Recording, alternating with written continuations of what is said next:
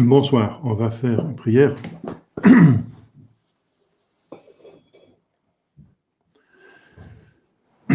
Au nom du Père et du Fils et du Saint-Esprit, ainsi soit-il.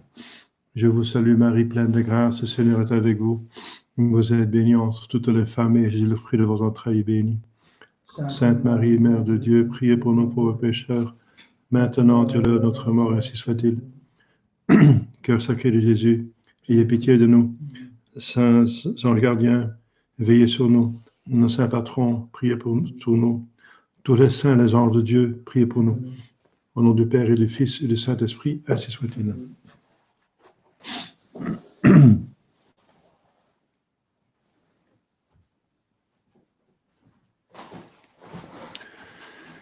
Bonsoir, chers fidèles.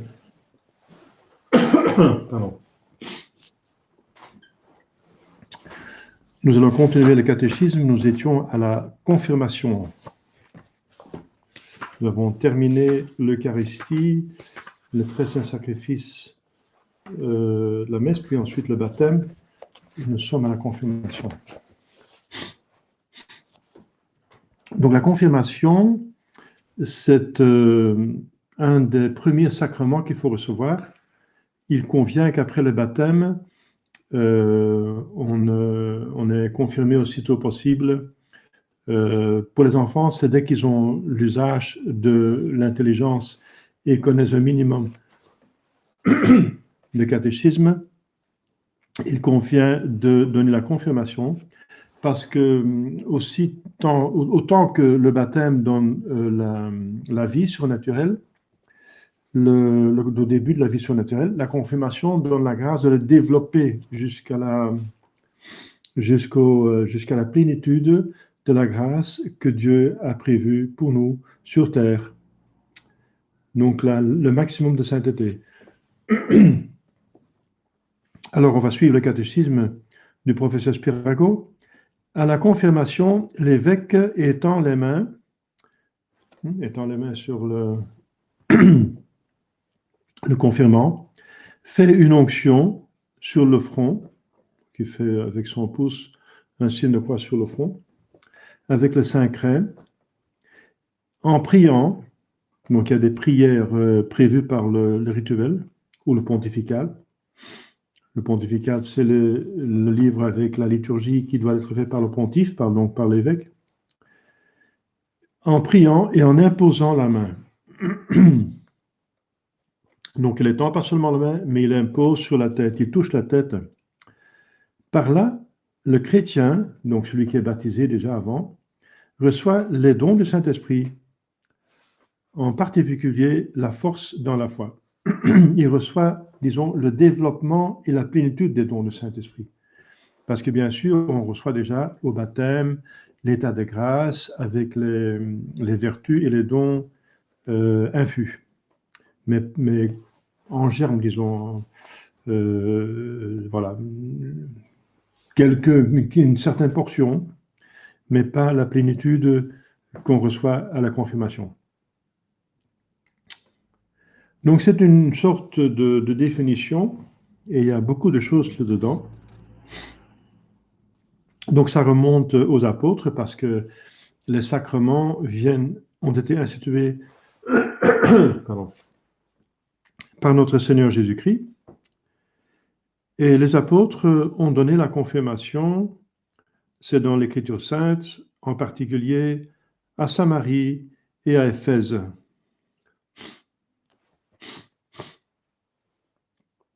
Alors il parle de faire descendre sur eux le Saint-Esprit,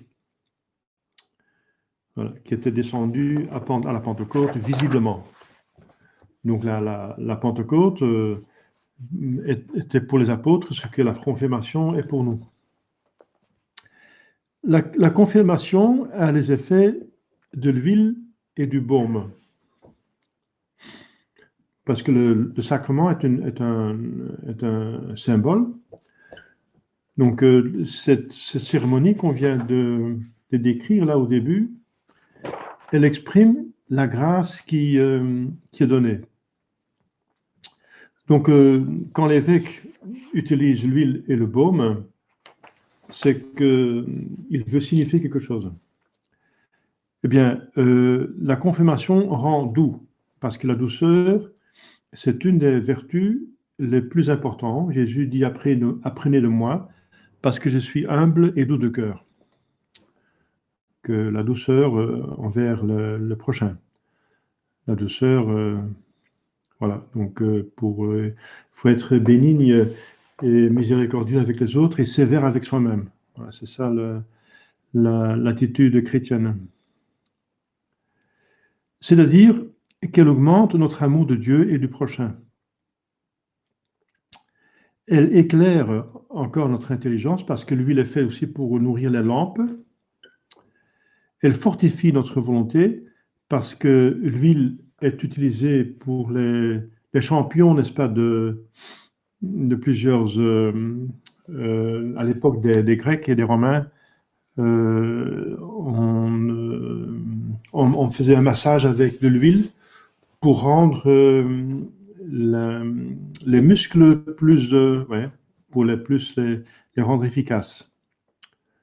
Donc elle fortifie les muscles, ça veut dire dans la grâce, et fortifie notre volonté. Préserve l'âme de la corruption, parce que l'huile encore est préserve. Hein, on met des sardines, on les met dans l'huile d'olive pour qu'elles sont conservées. Hein, se met dans les conserves avec de l'huile d'olive. Donc elle conserve. Donc l'huile donnée à la confirmation signifie qu'elle préserve l'âme de la corruption, du péché, et nous remplit du parfum des vertus chrétiennes. Parce que le baume, c'est justement de l'huile d'olive auquel est ajouté beaucoup d'aromates. Voilà. Donc c'est beaucoup, n'est-ce pas? Ce que Spirago ne dit pas, mais ce que j'ai appris moi-même, c'est que l'huile imprègne aussi. Si on laisse tomber une goutte de l'huile, si on une goutte d'eau sur une pierre, après un certain moment, l'eau s'évapore. Mais si on laisse tomber une goutte de l'huile sur une pierre, elle pénètre et elle sort pratiquement plus jamais de la pierre. On ne peut plus l'enlever de la pierre, c'est introduit et on ne peut plus la neutraliser. Donc, si on met une tache de l'huile sur de la pierre qui est un petit peu poreuse, c'est la catastrophe, on ne peut plus enlever cette tache d'huile. Alors, cela signifie que la confirmation donne aussi une marque indélébile dans l'âme. Donc ça, c'est un élément que Spirago n'a pas noté, que c'est quand même intéressant aussi, que le symbole va encore plus loin que cela. Le chrétien doit recevoir la confirmation au moment où il entre dans l'adolescence, parce qu'à cette époque, les tentations augmentent et qu'il est nécessaire alors de fortifier la volonté. Ça, c'est le minimum. Le minimum, c'est dans l'adolescence. Mais bien avant le XXe siècle, parce que cette catéchisme a été écrit au début du XXe siècle, et ce qu'il écrit, c'était dans la coutume de l'Église, et moi je l'ai vécu comme ça, n'est-ce pas, avant le Concile. Avant le Concile, effectivement, dans toutes les paroisses flamandes et belges, on recevait la confirmation au début de l'adolescence, ça veut dire à 12 ans. Et ça allait ensemble avec la communion solennelle et la profession de foi. Mais c'est convenable, et Monseigneur Lefebvre en a parlé, qu'à cause de la crise, c'est convenable, utile et même nécessaire maintenant de donner la confirmation plus tôt et de revenir à la pratique qui était millénaire avant le XXe siècle. C'est qu'on donnait la confirmation le plus vite possible, et même avec la première communion. Même dans certains rites catholiques orientaux, on donne la confirmation même avec le baptême. La communion et la confirmation. Ce qui est valide, mais bon, la confirmation n'est pas tellement utile parce que l'enfant n'a pas encore l'usage de l'intelligence et de la volonté, et les dons, justement, fortifient l'intelligence et la volonté. Mais en tout cas, il l'a eu. L'enfant l'a eu à ce moment-là. Mais ce qui est beaucoup plus convenable, c'est qu'effectivement, c'est qu'on le donne dès que l'enfant commence à développer son intelligence et sa volonté, et qu'il connaît le mal et le bien, commence à le connaître au moins, et qu'il peut donc pécher ou faire du bien ou pécher. Donc il peut mériter ou démériter. Et alors il doit être instruit, il doit recevoir le catéchisme, et il doit être fortifié pour faire le bien et être fort pour éviter le mal. Et c'est justement cela que donne la confirmation. Et si on voit effectivement que dans la crise de l'Église, qui est énorme, qui est inouïe dans l'histoire de l'Église, eh bien, la catégorie d'hommes qui est visée spécialement par nos ennemis est justement l'enfant. Et on essaie de l'avorter, de tuer tout simplement, ou même avant l'avortement, on essaie d'éviter qu'il vienne. C'est le préservatif, ça. Et quand il est là, on essaie de le tuer. Et quand on ne le tue pas, on essaie de l'empoisonner par la mauvaise nourriture, par tout ce que la mère peut prendre et qui n'est pas bien pour l'enfant. Et ensuite, oui, la 5G, la 4G qui traverse, n'est-ce pas, nos maisons, et aussi le sein des femmes, déjà s'attaque à l'intelligence, le développement du cerveau de l'enfant et de certains organes, et etc. Donc, avec le fluor, on peut empoisonner qu'il reçoit, n'est-ce pas, pour brosser ses dents à certains moments. On peut l'empoisonner un centre dans le cerveau qui lui donne une conviction personnelle. Donc, on le rend oui, trop docile, ça veut dire bébête, ça veut dire on diminue sa force, n'est-ce pas, d'avoir une conviction personnelle contre une multitude. Donc on va le faire un mouton, n'est-ce pas, qui suit la multitude au lieu d'un chrétien. Maintenant, on doit pouvoir penser contre la multitude. Hein. On doit penser politiquement incorrect pour garder notre foi. Et ça demande une certaine énergie, une certaine conviction. Et ce centre de l'intelligence est attaqué justement par le fluor. C'est inventé par les nazis. Hitler a mis du fluor dans l'eau de ville en Pologne pour soumettre les Polonais trop rebelles. Et quand les communistes sont venus là, ils ont appris cette méthode des nazis, ils l'ont utilisée eux-mêmes, ils ont propagé dans l'Ouest, n'est-ce pas, pendant les années de la guerre froide, ils ont fait des fausses études pour dire que le fluor est très important et nécessaire pour le développement et la protection des dents. Et on a propagé que les enfants reçoivent du fluor, etc. On met dans la plupart dentifrices, on met du fluor, etc. Donc, je donne un exemple, hein, comment on s'attaque à l'enfant, et même à l'adulte, mais surtout à l'enfant. Et alors, les écoles et les mouvements de jeunesse ont été aussi infiltrés par les libéraux et surtout les communistes pour pourrir. Les jouets, n'est-ce pas, l'industrie du jouet est aussi pourrie, n'est-ce pas, pour faire des jouets qui sont nocifs, qui sont mauvais, n'est-ce pas, carrément, qui expriment le mal. Allez voir les rayons, n'est-ce pas, de jouets dans les grandes surfaces, vous allez voir tous ces figures, tous ces personnages, n'est-ce pas, et tous ces jeux comme Pokémon, etc., qui expriment le mal, n'est-ce pas, et même les héros, qui sont les héros du bien, parce qu'il y a un mauvais et un bon, mais même le bon a quelque chose de diabolique dans son regard et dans son action, dans ses activités et dans ses pouvoirs, qu'il reçoit des pouvoirs spirituels pour faire le mal, etc.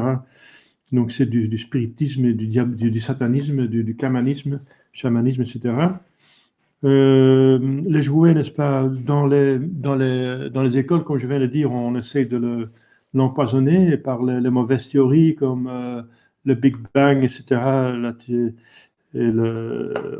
On essaie d'éviter de parler de la religion, mais en tout cas, quand il va encore dans une église catholique, on l'a empoisonné avec les hérédits de Vatican II, etc. Donc, la mauvaise musique, la musique qui est diabolique, n'est-ce pas, qui est développée dans les années 60 avec beaucoup de groupes, n'est-ce pas, qui sont avoués être satanistes. Donc aussi l'adolescent qui aime beaucoup la musique, n'est-ce pas, été empoisonné par la musique. Donc c'est incroyable. Et les mouvements de jeunesse, n'est-ce pas?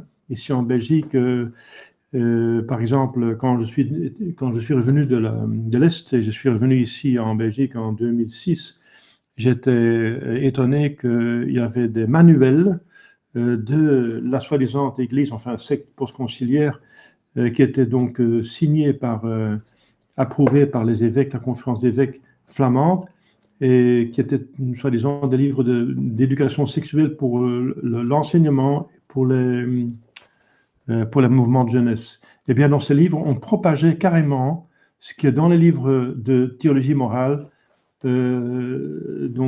désigné, donc condamné comme péché mortel. Absolument tout. Je ne vais pas entrer dans le détail parce que c'est dégoûtant, mais tous les péchés qu'on connaît, n'est-ce pas, c'était permis, voilà. Et c'était permis, voilà, c'était permis. Il fallait mettre, par exemple, des automates, des appareils, donc des appareils automates, on met quelques sous dedans et on reçoit donc un préservatif, etc., à l'entrée de toute école des locaux de mouvements de jeunesse, etc., etc. Donc, la masturbation, c'est un moyen pour découvrir son propre corps, etc. Donc, c'était proposé. Et même l'avortement, ils ont dit que même s'il y a une grossesse involontaire, l'avortement doit entrer en considération. Alors, j'étais étonné, premièrement, qu'un tel livre existe, n'est-ce pas, dans un pays et que même dans la soi-disant Église catholique et qu'elle a l'approbation des évêques. Et deuxième grand étonnement, c'est qu'il y a si peu de réactions. Si peu. Il y a un petit groupe qui réagit avec Alexandra Koolhoen, si vous la connaissez, de Vlaams Blok. Petit groupe qui réagissait et qui n'avait pas de voix parce que l'évêque, si jamais c'est un évêque, parce que Monseigneur Fèvre disait qu'il a même un sacre invalide, Monseigneur Daniels. Il disait, oui, vous venez faire la pub pour votre parti de droite, extrême droite. Ça n'avait rien à faire avec l'extrême droite, c'était justement pour préserver nos enfants. Donc, vous voyez que, enfin, l'enfant est terriblement visé, et je ne parle pas de l'enfant ailleurs, hein, dans les pays asiatiques où on prend les enfants de la rue pour les couper en morceaux, pour vendre les organes, etc., pour quelques milliers d'euros. Chaque enfant apporte des milliers d'euros en organes. Il faut le couper vif parce que sinon l'organe ne va pas avoir beaucoup de chances d'être transplanté convenablement. Et le tourisme de sexe, etc. Donc, mais ça, c'est pour les païens, malheureusement. Hein, c'est surtout les païens qui tombent. Quoi qu'il y a dessus, je peux m'imaginer qu'il y a dessus des enfants chrétiens qui courent dans la rue, sont enlevés.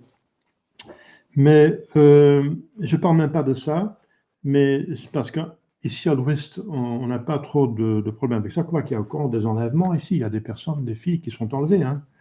Ici, ça c'est, j'ai des cas concrets, enfin, je ne vais pas divertir à cette problématique, mais je veux dire, c'est une toute petite remarque en marche, ce que les enfants ont à subir comme attaque incroyable, n'est-ce pas? Pourquoi? Parce que l'enfant est influençable, hein, il est encore petit, il est encore imparfait, c'est un homme imparfait et qui doit arriver à la perfection de l'âge adulte, et qu'il est donc vulnérable et qu'il est manipulable, influençable. Et c'est l'avenir de la société et de l'Église. Donc pour ces deux raisons, il est influençable, manipulable, il est encore faible, et voilà, c'est une proie facile. Et deuxièmement, il est important parce que c'est l'avenir. Et si on contrôle la jeunesse, on contrôle toute la société de demain. Voilà. Donc Monseigneur Fèvre avait un surcroît de raisons de dire qu'il fallait revenir à la réglementation avant le XXe siècle pour donner la confirmation plus tôt. Ça veut dire le plus vite possible, ça veut dire après la première communion. Voilà. Première communion. La communion donne la croissance donne le support de l'âme. On a vu ça, c'est comparé avec la nourriture pour notre vie naturelle. La nourriture entretient notre corps et donne des forces pour croître. Mais la confirmation, c'est vraiment cette force, cette capacité de croître et d'arriver justement à l'âge adulte et au niveau surnaturel, en donnant l'abondance des dons et des vertus surnaturelles, les dons et les vertus infus.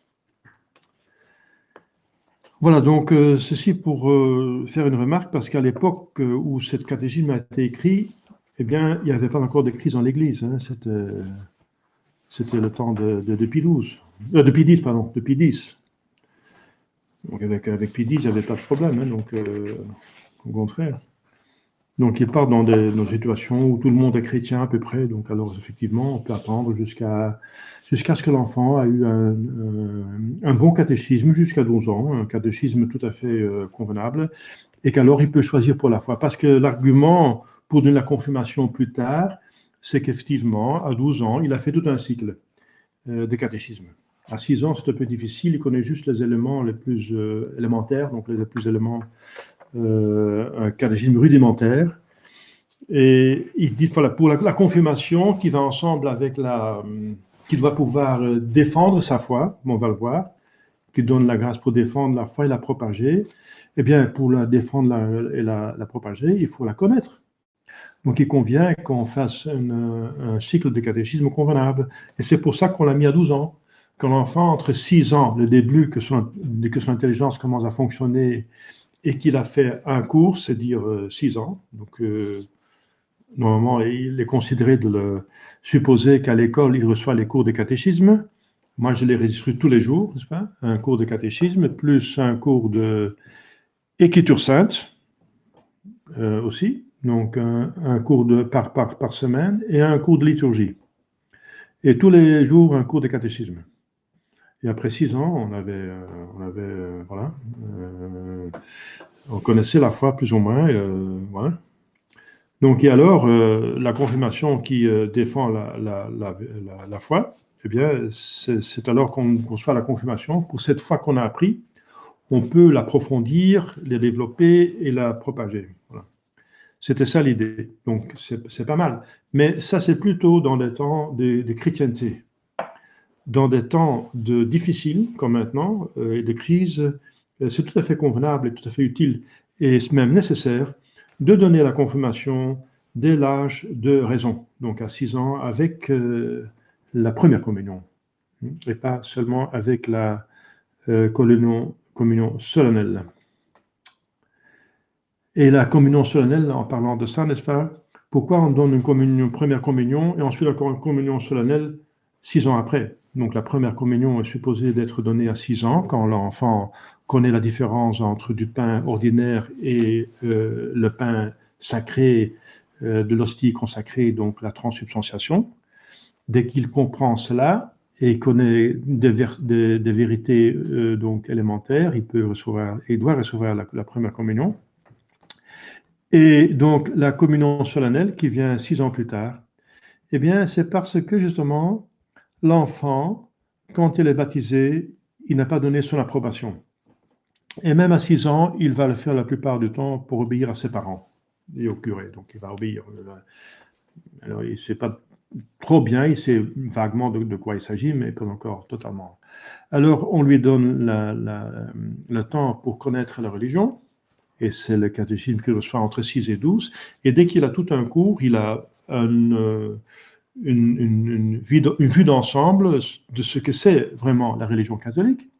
Et alors, il peut librement faire un acte qu'il accepte librement, personnellement, et exprime ça pour la communauté. Donc ça, c'est exprimé par cette cérémonie de la communion solennelle. Donc solennellement, devant toute la paroisse, il reçoit la communion, ça veut dire il est chrétien. À intérieurement, mais aussi extérieur, il veut la propager et c'est pour ça qu'il fait une profession de foi. Donc c'est l'approbation personnelle qu'il donne à la foi. Donc je répète, quand il est baptisé, on ne demande pas sa permission. Donc il faut bien qu'un jour, il donne son approbation.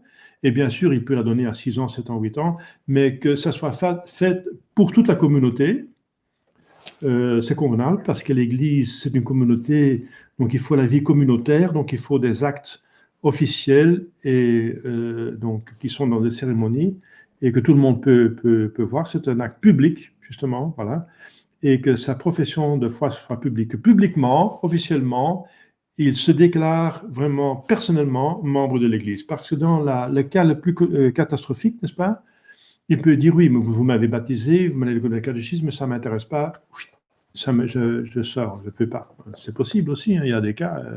Jésus a eu son Judas, n'est-ce pas? Eh bien, il y a des personnes qui n'en veulent pas, donc de la religion. Donc, même à l'époque, n'est-ce pas? C'est pas parce qu'on a eu une bonne éducation et on a eu un bon catéchisme qu'automatiquement on l'accepte. Il faut encore, on a une volonté libre, n'est-ce pas? Voilà. Adam et Ève étaient créés avec une volonté extraordinaire et ils ont péché quand même. Voilà. Donc, comme vous savez, le péché est tout à fait possible, la volonté est libre, donc voilà. Donc c'est tout à fait convenable que l'enfant, publiquement, devant toute la communauté de la paroisse et l'Église, confirme, affirme la foi qu'il a reçue avec le baptême. Alors, à ce moment-là, il est totalement chrétien. C'est aussi un avertissement pour les parents que l'éducation, c'est de l'apostolat. Ça veut dire que vous avez des enfants, mais il faut encore les convertir.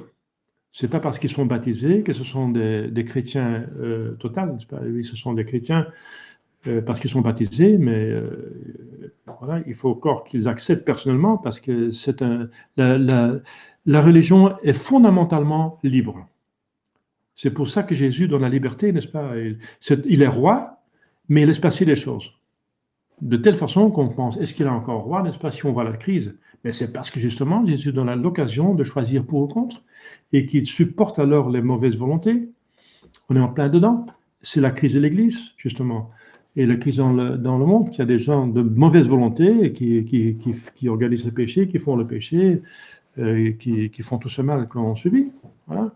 Et Jésus n'intervient pas toujours, n'est-ce pas? Il va intervenir à la fin des temps, il y aura le jugement et après l'éternité. Donc Jésus, sa royauté, c'est une royauté très spéciale et spécifique. C'est une royauté qui tient compte, n'est-ce pas, de la libre volonté, n'est-ce pas, qui fait un acte d'amour de retour. Parce que la religion, c'est un acte d'amour de Dieu, de nos créer, la providence, la rédemption et la sanctification, et ça demande un amour de retour. Un amour de retour, c'est de notre côté qu'on accepte de faire la volonté de Jésus, de Dieu. Si vous m'aimez, vous gardez mes commandements. Si vous voulez aller au ciel, vous ne touchez pas à cet arbre de connaissance. Vous m'obéissez.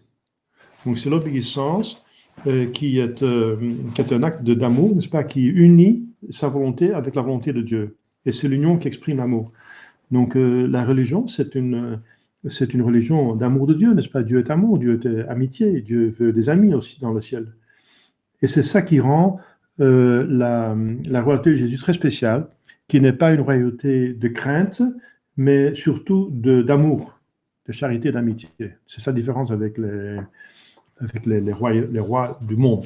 Il dit, mon royaume n'est pas du monde, n'est-ce pas? Il est dans le monde, hein, que votre règne arrive sur terre, mais il n'est pas du monde. Voilà. Il faut, dans ce cadre, voir la confirmation. Avant la confirmation, le chrétien doit se confesser. Ah oui, ça on a vu que la confirmation, c'est un sacrement des vivants. Donc il doit être reçu en état de grâce. Hein.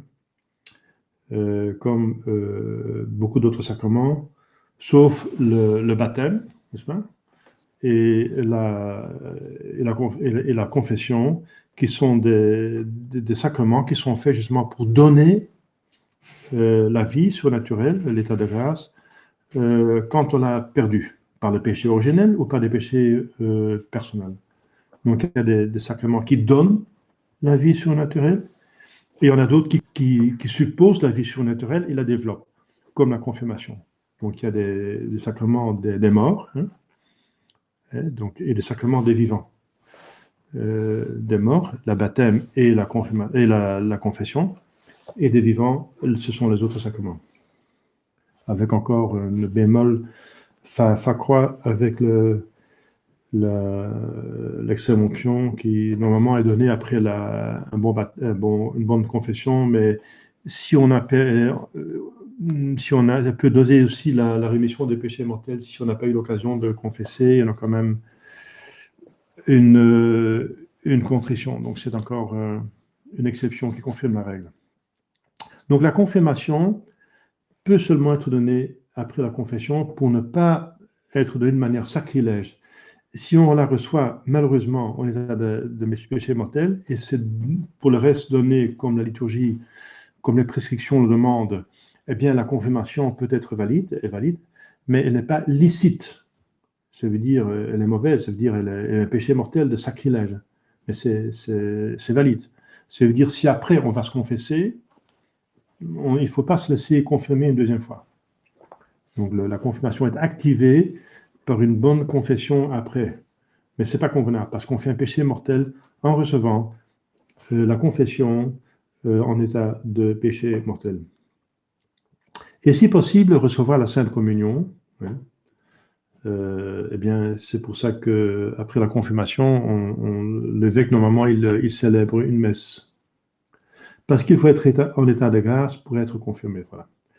Alors, le confirmant, ça veut dire celui qui doit être confirmé, ou est confirmé dans la cérémonie, doit être bien instruit des vérités de la foi. Voilà, c'est ce que je viens de dire. Si on la donne à 6 ans, il doit connaître un minimum, n'est-ce pas? Mais si on a 12 ans, alors il a fait tout un cycle. Et voilà. Bien instruit des vérités de la foi et se préparer à la confirmation par la retraite, la prière et le jeûne. Donc, il convient de faire une petite retraite avant la confirmation. La prière et le jeûne. Donc, on se prépare pour recevoir des grâces. Comme les apôtres étaient pendant 10 jours avant la Pentecôte dans le Cénacle, avec la Sainte Vierge, en prière pour attendre le Saint-Esprit, la descente du Saint-Esprit. Donc il va être bien instruit des vérités de la foi. Quand moi personnellement, je reçois des gens qui sont convertis à la tradition et qui viennent du modernisme, je vais d'abord vérifier si leur baptême était valide. Ensuite, je vais vérifier s'ils connaissent bien la foi et si leur confirmation est valide. Si la confirmation n'est pas valide, eh bien, je leur demande de faire quand même un cours de catéchisme pour que tous les hérésies sortent, n'est-ce pas, que c'est pas de leur faute, n'est-ce pas, la plupart du temps, qu'ils sont un but du modernisme, parce que voilà, ils sont victimes de la crise. On est né dedans, on n'est plus rien, mais alors il faut s'en sortir, il faut en sortir. Donc c'est normal qu'ils suivent un cours pour connaître la foi et pour ne pas rester avec des hérésies. Moi, je dois vérifier aussi, est-ce que vous êtes prêts à lâcher tous les hérésies de Vatican II? Vous dites, je vais être tradit, oui, mais est-ce que vous savez ce que ça veut dire être tradit, n'est-ce pas? Donc il faut d'abord savoir pourquoi on va choisir. Donc il faut d'abord apprendre un bon catéchisme, par exemple, lire les 3 tomes, connaître les 3 tomes de Spirago, c'est bien. En tout cas, les grandes lettres, pas les petites lettres. Les petites lettres sont des explications. Et ensuite, on peut être confirmé de manière convenable par un évêque, si c'est possible. On va voir ça plus tard, je pense, quel est celui qui donne la confirmation. Dans sa ville épiscopale, l'évêque administre, voilà, c'est ça, administre ordinairement la confirmation à la Pentecôte, puis il fait la visite de son diocèse. Puisque la première confirmation, c'était la Pentecôte des apôtres, la confirmation des apôtres, c'est convenable qu'on donne autour de la Pentecôte la confirmation à la paroisse. Et c'est normalement l'évêque qui le donne. Mais l'évêque, c'est le ministre ordinaire de la confirmation. Il y a encore un ministre extraordinaire de la confirmation, c'est le prêtre. Un prêtre peut donner la confirmation, mais à condition qu'il reçoive un mandat du pape. Alors, justement, on n'a pas de pape en ce moment, donc c'est difficile, n'est-ce pas? Voilà. Donc, on n'a pas de mandat de pape. On n'a pas de pape, donc on n'a pas de mandat de pape. Et les cardinaux et les évêques résidents sont tous hérétiques officiellement, parce qu'ils ont accepté officiellement Vatican II, qui est hérétique. Donc, un hérétique n'a pas de juridiction, donc il n'y a plus de juridiction normale dans l'Église, puisque toute personne qui est supposée d'avoir une juridiction normale, hein, comme un curé nommé par un évêque nommé par un pape, et un pape choisi par un conclave convenable, eh bien, à partir de l'année 64, avec l'hérésie de Paul VI, on n'en a plus. Enfin, c'est venu petit à petit, mais donc au début, il y avait encore des évêques, comme Monseigneur Castro de Maillère, qui avait un diocèse et qui donnait encore la confirmation convenablement. Mais après leur mort, maintenant, il n'y a plus personne, n'est-ce pas? Plus personne dans toute l'Église catholique qui a une juridiction ordinaire. Donc, toute l'Église catholique, enfin celle qui reste en quantité, mais l'Église catholique va toujours demeurer jusqu'à la fin des temps, eh bien, il fonctionne que par la juridiction de suppléance. Alors, donc, donc normalement, il y a un évêque, c'est normal qu'un évêque donne la confirmation. Pourquoi? Parce que la confirmation, c'est l'achèvement de l'édifice surnaturel, qui commence avec le baptême, et qui est développé par la confession et par l'Eucharistie, et qui est donc achevé par la confirmation. Eh bien, il convient que l'achèvement du chef-d'œuvre est donné par le chef. Et le chef local, c'est l'évêque. C'est pour ça qu'il convient à l'évêque qu'il donne la confirmation. Donc c'est une raison de convenance. Ce que Dieu fait, c'est fait avec sagesse, et c'est bien. Mais c'est vrai qu'il y a des situations où l'évêque ne peut pas venir, où il vient trop tard. Par exemple, il y a un bébé, n'est-ce pas? Les gens doivent se marier, et pour le mariage, il faut la confirmation. Et on ne peut pas attendre l'évêque qui va venir dans 6 mois. C'est pas convenable que l'enfant soit né quand les parents ne sont pas mariés. Donc, il y a des urgences qui peuvent arriver par hasard. Ou dans des lieux de mission. Maintenant, le confinement, n'est-ce pas? Un évêque ne peut pas sortir de son pays et ne peut pas dans notre autre pays. Et dans un pays, il n'y a pas d'évêque. Alors, il y a des gens qui restent sans confirmation. Eh bien, dans ces cas-là, un prêtre reçoit le mandat du pape qui est délégué à des évêques. N'est-ce pas? Il y a des évêques qui peuvent donner ça par délégation à leurs prêtres. Et parfois des papes ont donné le pouvoir de confirmer aux prêtres par indulte. Par exemple, tous les prêtres dans l'Amérique latine peuvent donner la confirmation. Presque tous les prêtres dans l'Église catholique orientale peuvent donner la confirmation. Mais ça, c'est les exceptions qui confirment la règle. Nous, on ne peut pas le faire, n'est-ce pas? On n'a pas eu ce mandat. Et voilà. Quoique les missionnaires l'ont reçu, et en tant que congrégation missionnaire, Monseigneur Lefebvre avait considéré qu'on avait quand même ce mandat reçu du pape. Donc, c'est dans ce sens-là que moi j'ai donné la confirmation à quelqu'un qui était mourant. J'ai donné le baptême et les sacrements et même la confirmation avant qu'il meure. Après 6 jours, il était mort. Donc, parce que voilà, j'avais donc, Monseigneur Lefebvre avait dit que dans la Fraternité Stabilis, on avait la permission en tant que missionnaire. Mais voilà, donc il faut quand même un mandat. Alors, s'il n'y a pas de mandat, vous pouvez dire, oui, mais j'ai le mandat de suppléance. Oui, mais la suppléance fonctionne seulement s'il y a un ordre valide qui correspond justement à ce sacrement, et deuxièmement, qu'il y a une nécessité. Il y a un ordre qui correspond, ça veut dire qu'il faut être prêtre. Un diacre ne peut jamais donner la confirmation. Il faut être prêtre. Il faut être prêtre validement ordonné. Donc l'ordre correspond, d'accord? Et alors il faut encore une nécessité. Donc une nécessité et l'impossibilité de l'évêque pour venir et une nécessité pour donner. Eh bien, si c'est le cas, alors dans ces cas-là, on peut considérer effectivement qu'il y a une juridiction, donc un mandat de suppléance.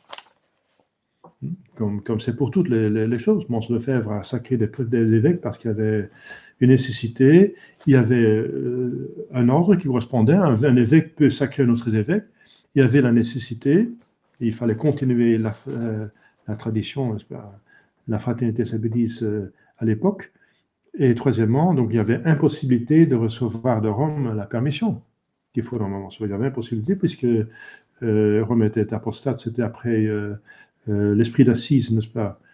Donc, Monseigneur Lefebvre a bien vu qu'à Rome, ils avaient perdu la foi. C'est parce qu'il a vu la réunion à Assise de 86, où le soi-disant pape, l'antipape, ou le non-pape, n'est-ce pas, Jean-Paul II, il avait organisé une réunion de tous les représentants de toutes les religions pour adorer leur faux Dieu. Eh bien, c'est un acte d'apostasie.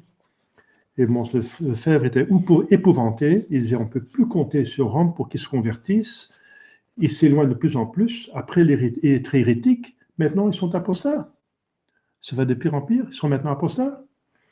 Donc, alors, il a décidé de sacrer l'évêque. Donc, là, il a eu, effectivement, le mandat de suppléance. C'est clair. Si les gens qui nient ça là, ils ne connaissent rien, n'est-ce pas? Alors, ces gens qui nient ça, il ne peut pas célébrer la messe, ni confesser, ni même pas prêcher.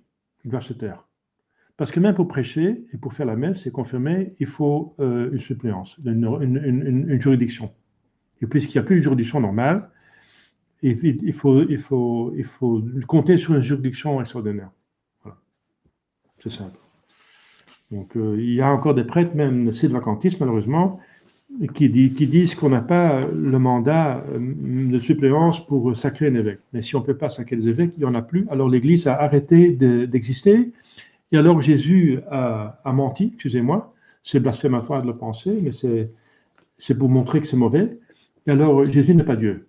Alors arrêtez votre religion, n'est-ce pas? Si Jésus n'est pas Dieu, arrêtez la religion catholique. Allez voir ailleurs.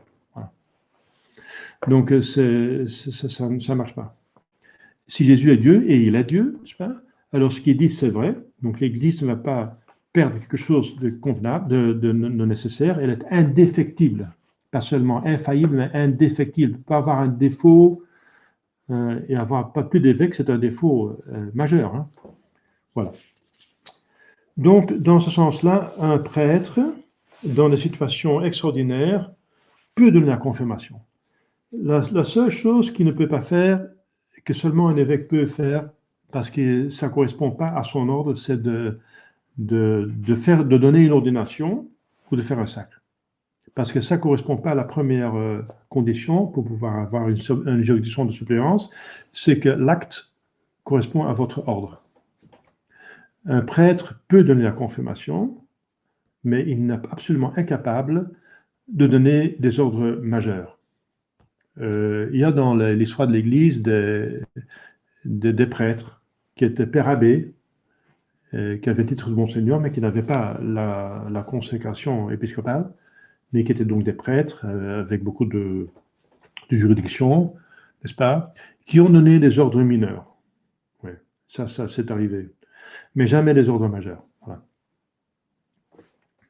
Donc moi, je n'osais jamais donner des ordres mineurs, quoique voilà, c'est possible. Donc, mais enfin, on va chercher des évêques, quoi. Il y a des évêques dans la tradition. Hein, mais donc, ce que le prêtre ne peut pas, parce que ça ne correspond pas, c'est les ordinations et les sacres. Mais il peut donner exceptionnellement la confirmation, mais ça revient normalement au chef de faire le finishing touch, donc la pointe finale, donc l'achèvement du chef-d'œuvre. Ça veut dire donner la confirmation à ses paroissiens, à ses fidèles. De couronner l'œuvre, dit saint Thomas d'Aquin. Couronner l'œuvre. C'est pas à l'ouvrier de couronner l'œuvre, mais à l'architecte. Voilà. Le confirmant reçoit à la confirmation, ah oui, le nom d'un saint. Le patron de la confirmation. Ça, on oublie peut-être, à mon époque pas, enfin, normalement, on ne l'oublie pas, mais il faut instruire les personnes qui à la confirmation, comme au baptême, on peut demander un saint, n'est-ce pas? Donc on reçoit un saint patron. On a le saint patron de baptême et le saint patron de confirmation. Voilà, donc c'était très intéressant. D'accord, à un certain âge, alors on sait plus. Quand on est baptisé comme enfant, c'est les parents qui choisissent, mais à la confirmation, c'est nous qui peuvent choisir. C'est le jour agréable. À la confirmation, le confirmant est assisté d'un parrain. Voilà. Donc il faut encore un parrainage. Et pour la validité du parrainage, il doit mettre la main droite sur l'épaule droite au moment que l'évêque donne la confirmation. Donc c'est dans le rite romain. Donc il a les mêmes devoirs et droits que le parrain de baptême. Hein. Il doit assister son filleul dans les circonstances difficiles de la vie. Et c'est convenable pour une fille que ce soit une femme qui soit marraine, et que pour un homme ce soit un homme, pour éviter d'autres relations qui peuvent troubler donc la pureté de la relation surnaturelle. Pour éviter ça, on va rester un seul parrain masculin, sauf si on n'a pas, alors on peut prendre exceptionnellement, donc, mais c'est l'exception qui confirme la règle. Normalement, voilà, on essaie de rester dans le même sexe pour éviter des troubles. Le parrain doit faire son possible pour que son fils marche dans le sentier de la vertu. Voilà. Et ça donne vraiment une parenté spirituelle. Si effectivement on n'a pas de parrain pour un jeune homme, un homme, et il y a une marraine qui fait la parenté, donc le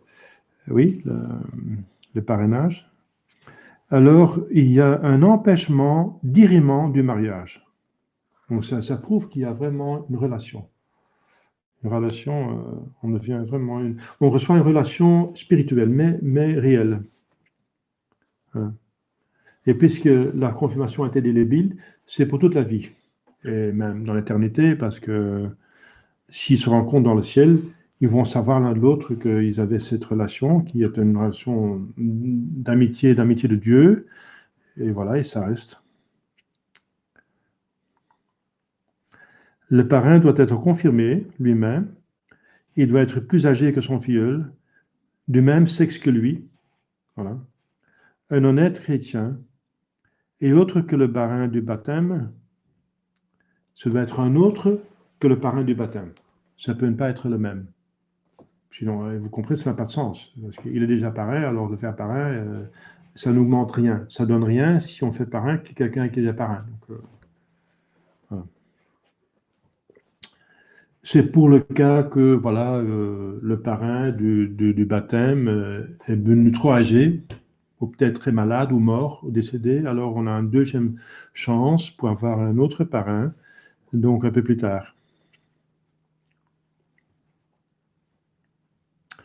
À la confirmation, on doit éviter le luxe dans la toilette. Voilà. On doit éviter le luxe. Donc, la confirmation qui était donnée dans cette, souvent au début du XXe siècle ici, donc à 12 ans. Donc, il ne faut pas que ce soit donc que les enfants retiennent de leur confirmation, de leur communion solennelle, que c'était une belle fête et que la fille a une belle robe. Il y a beaucoup de cadeaux. Ça, c'est pas le sacrement. Ça, c'est le niveau naturel. Donc, ça, c'est vraiment ce n'est pas le sacrement, ça. C'est des choses supplémentaires, aléatoires, accidentelles, qui n'ont finalement rien à voir avec le sacrement. Et c'est même embêtant parce que des enfants pauvres reçoivent moins que les enfants riches, et ça donne l'impression qu'ils reçoivent moins de grâce. Et c'est peut-être le contraire, parce que Jésus apporte l'évangile surtout aux pauvres, parce qu'ils sont plus ouverts. et c'est plus facile pour un pauvre d'entrer dans le royaume des cieux qu'un riche. Donc, c'est contre-productif. Bon, on ne peut pas empêcher que les gens fassent la fête, n'est-ce pas? C'est bien de faire la fête, mais il doit être très clair qu'il ne s'agit pas de la fête, que la fête exprime ce qui se passe finalement dans l'esprit et dans l'âme. Ça doit être une expression, n'est-ce pas? Parce que notre nature, on a effectivement un âme et corps, donc le corps doit participer à la joie, donc il y a une fête. Voilà, il y a une belle robe, il y a des belles habits, il y a un bon repas, il y a un festin, il y a des cadeaux, etc. Oui, ouais, d'accord. Mais que ce soit l'expression, que ce soit modéré, voilà, éviter le luxe, l'abondance dans cette cérémonie, de fête. Hein. Voilà. Voilà, donc c'est un petit peu, on a vu la confirmation. Donc, on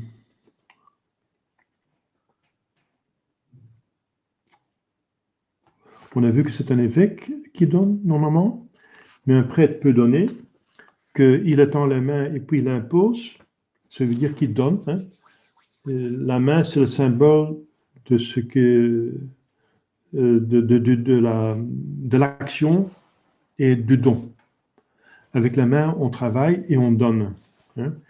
Donc la main, dans la liturgie, ça signifie un don. Si on impose une main et on l'impose sur la tête du prêtre et du confirmant, ça veut dire que le don vient d'en haut. Parce que le don, il est donné par l'intérieur. Hein. On donne par l'intérieur de la main, on donne le don, pas par l'extérieur. L'extérieur, c'est pour frapper plutôt. Si on donne un coup, c'est par l'extérieur. Donc la négativité, c'est par l'extérieur et la positivité, c'est l'intérieur.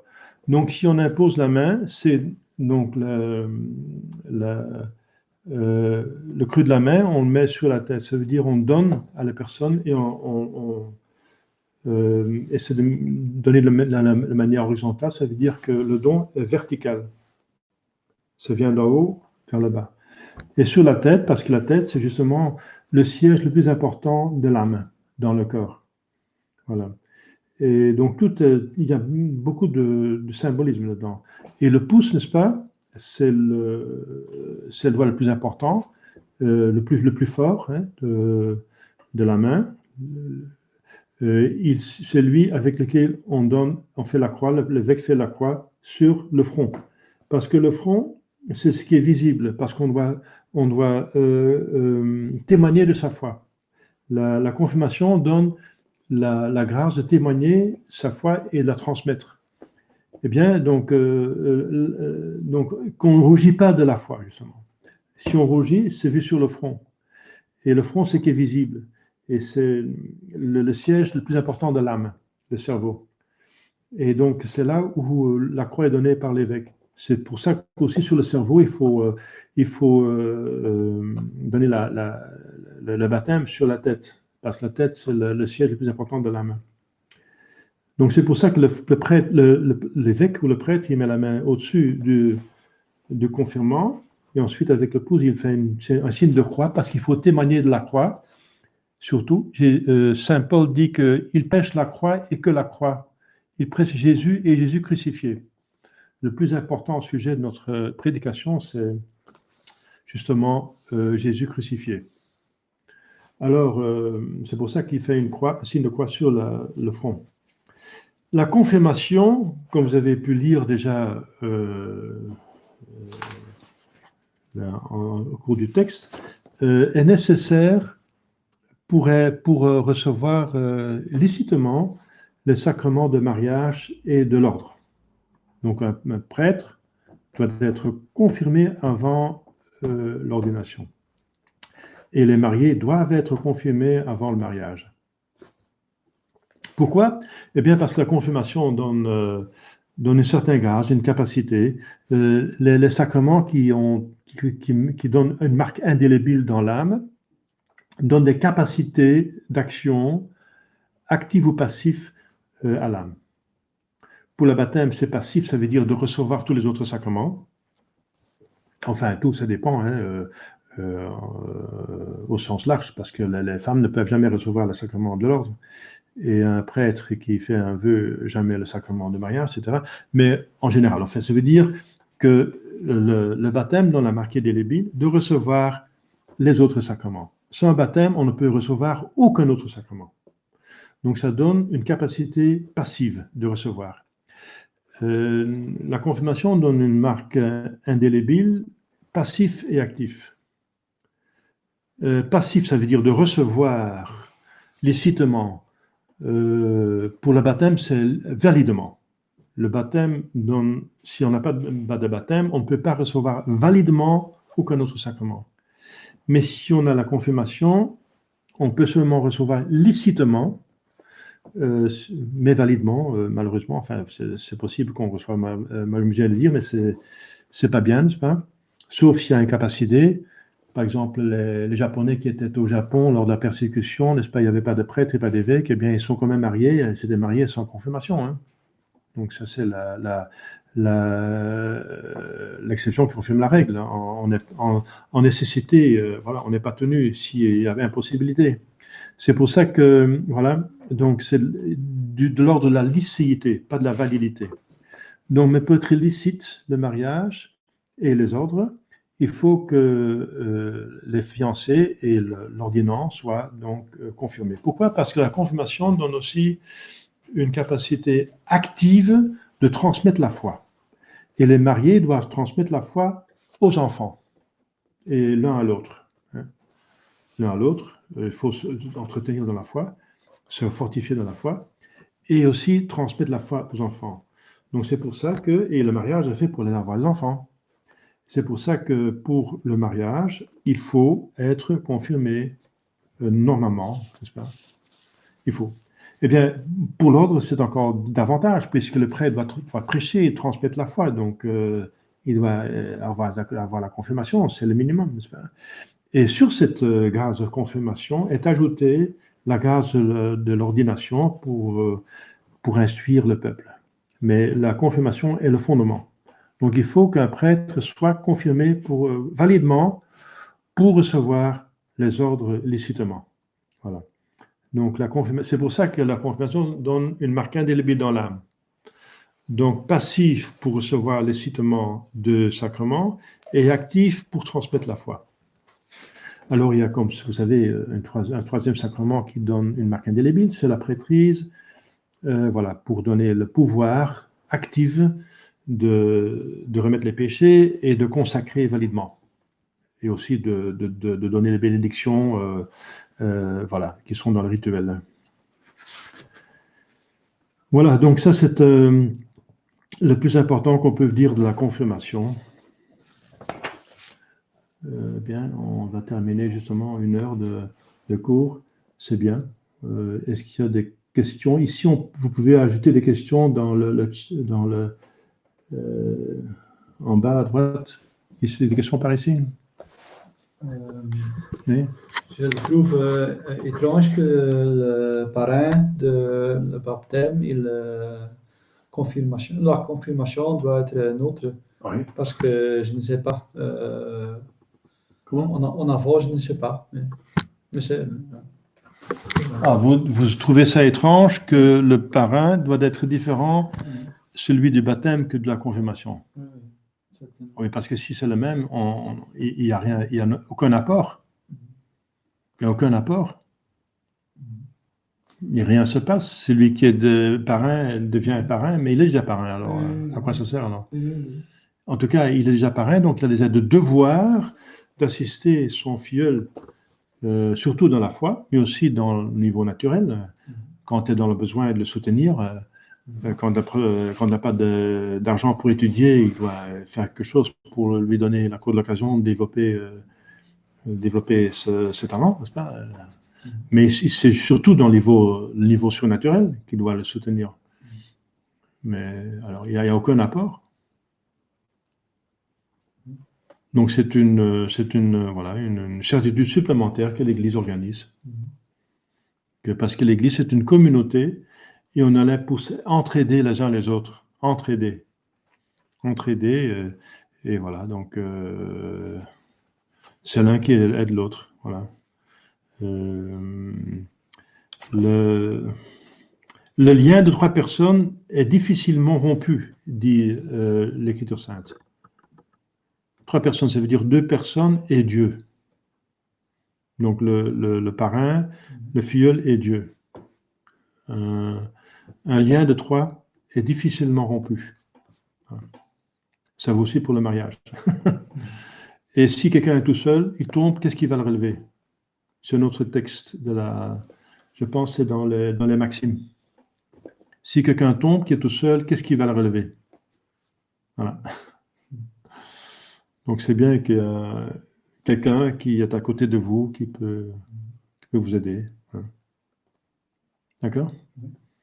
Et comme je viens de dire, si la confirmation est donnée à 6 ans, c'est le minimum, et souvent à 12 ans, le premier parrain, le marin peut être décédé, hein, ou peut être malheureusement devenu apostat, c'est possible, devenu indifférent pour la foi, être parti en voyage en Amérique, je ne sais pas, donc ou devenu malade. Donc il y a des vicissitudes dans la vie, hein. Et pour avoir une deuxième garantie, 6 ans plus tard, eh bien, c'est tout à fait convenable qu'il y ait une deuxième second chance, deuxième chance. Hein. Voilà. D'accord? Ah, d'autres questions. Pour la prêtrise, quel est le troisième? Ça veut dire troisième quoi? Le troisième, je ne comprends pas la question.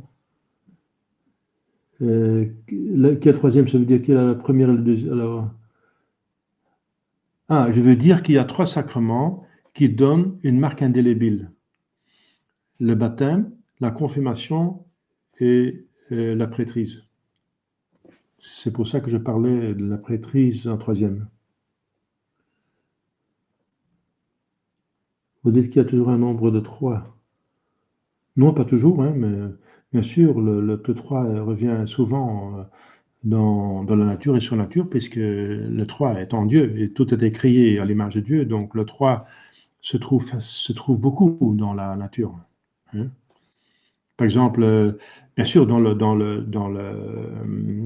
âme, Dieu est 3 personnes, un esprit, 3 personnes, nous avons une âme et 3 facultés dans l'âme. L'intelligence, mémoire, volonté. Tu vois. Dans notre vie sociale, on a 3, il y a le père, la mère et l'enfant. 3 personnes de la même nature, enfin, nature humaine, 3 personnes. Et qui, les 2 premières personnes, par amour, engendrent un troisième, comme le père et le fils, par amour, soufflent le Saint-Esprit. Et le fils vient à l'image du père, et la femme est créée à l'image de l'homme. C'est l'esprit de l'homme, de la côte de l'homme. Tellement que Adam disait, voilà quelqu'un qui me ressemble, quelqu'un comme moi. Parce qu'il avait plein d'animaux, alors il disait, c'est bien les animaux, mais voilà, il vaut mieux quelqu'un comme moi, n'est-ce pas, pour aimer, pour vivre avec. Voilà. Et ensuite, dans la société humaine, il y a aussi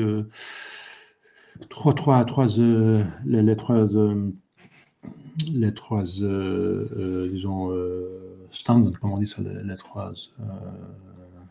les 3 catégories d'hommes, n'est-ce pas? Le clergé, les hommes de pouvoir et le peuple. Donc c'est dans toute communauté qu'il y a 3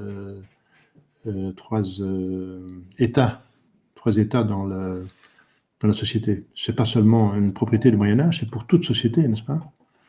On ne peut pas faire autrement qu'il y a des philosophes ou les prêtres, le clergé, qui donnent les principes, les hommes de pouvoir qui appliquent ces principes pour le bien commun, normalement, et le peuple qui exécute et qui jouit de cette organisation, des bons principes, etc. Enfin, ça c'est si tout marche comme il faut.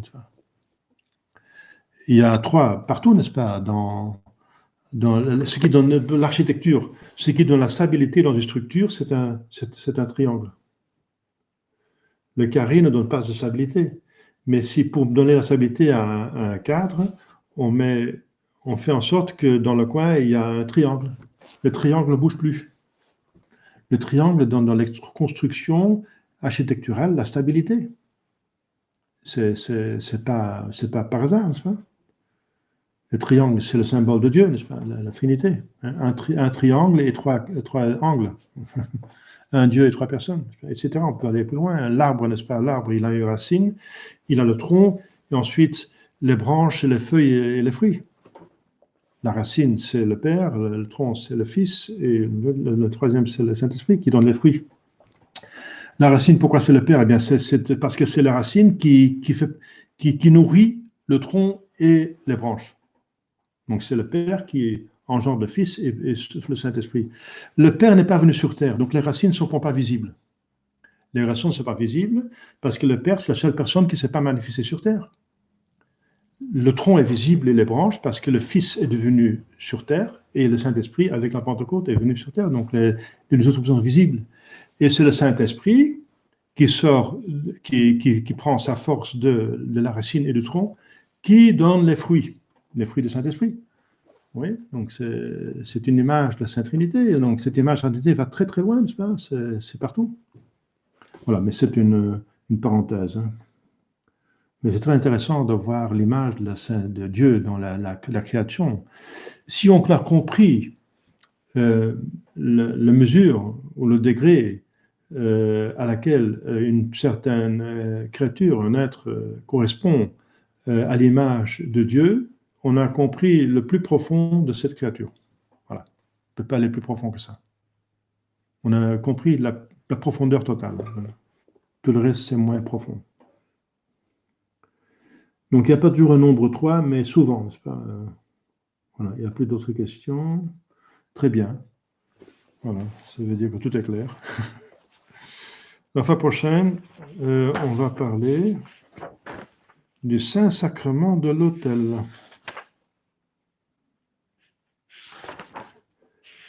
Voilà. Et de la communion. Donc on va voir alors le Saint-Sacrement de l'autel du point de vue de sacrement. Parce qu'on a vu la messe dans le point de vue de sacrifice. Du point de vue sacrifice. Et maintenant, on va le voir du point de vue sacrement. C'est un autre angle. Voilà.